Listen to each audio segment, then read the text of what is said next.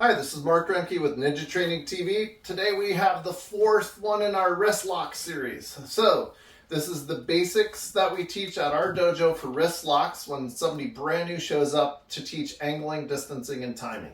So this one is called Ryote, 2 hands on 1 arm. It's like if you saw somebody grab a wrist and they're bringing somebody off to the cop car and they've got 2 police officers on each arm. This is the scenario.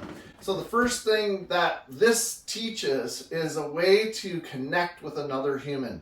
So that it starts the moment the person grabs you. He grabs my wrist and my elbow, and now if he's putting on a lock like he's going to try to bend me forward with an arm bar, I have to learn how to handle that and put energy into my arms to make him think that it's locked out all the way, but it's not. Because I want to keep a little bit of bend in my elbow if I can, because this gives me wiggle room to do things with.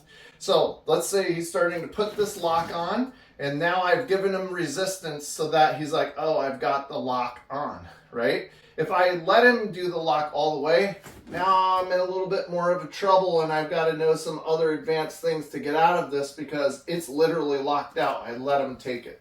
So, as these hands come on, I give him that feeling of the lock. Now, if he starts to take me in a forward position, I can go with this and do a walk with this and then use my shoulder to start to move out of this. So everybody can do this with their shoulders. You can articulate one side or the other. This is a really cool way to take a fixed point of what a person thought they had and then find a lot of space in it. So he locks my arm, and now watch this. Shoulder can move up and I can start to do different things with it.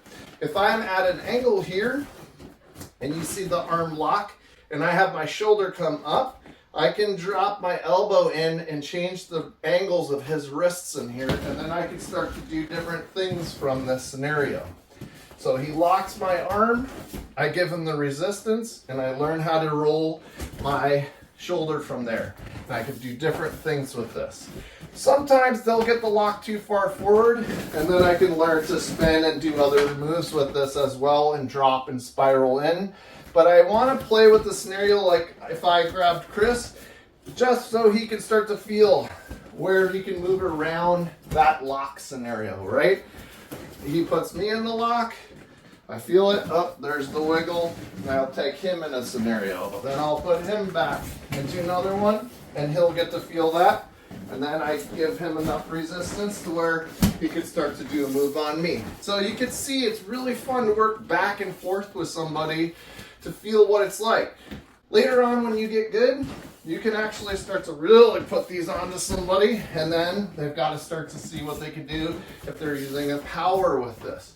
Of course, the number one way that you've all been thinking of is the person grabs you with this scenario, right? But we're not working on that. We're working on angles, timing, and distancing. So maybe even as the lock comes on, I've already changed the scenario enough where he didn't get the lock, and then I can take it from there. Thank you so much. So I hope these 4 basic wrist lock scenarios give you a lot of interesting ways to think about variations, to think about your time and space that you have with another person and how you affect their balance, how you affect their stances, how you affect how they grab you. You can move slightly as a person grabs you, and it changes everything from where they thought they were going to get you in time and space to where they really did get you. This is what boxers do. This is what BJJ does. They all work on fakes, feints, scenarios, and things like that. It's the same when somebody goes to grab you for a wrist lock. I might just drop my body and all of a sudden they didn't grab right where they wanted to, and that little bit bought me enough of an angle or a distance to change the whole scenario into my favor. So there's a lot you can do when you start to slow down, get into your training, and think about it more. And then amp it up, go faster, pressure test it, do all of that good stuff. All right, so this was the Ryote 2-hand grab on a single arm. And this finishes our 4 series on wrist locks. I hope you guys enjoyed them. Please hit like and subscribe. And if you want more information, follow the links below. And as always, keep training.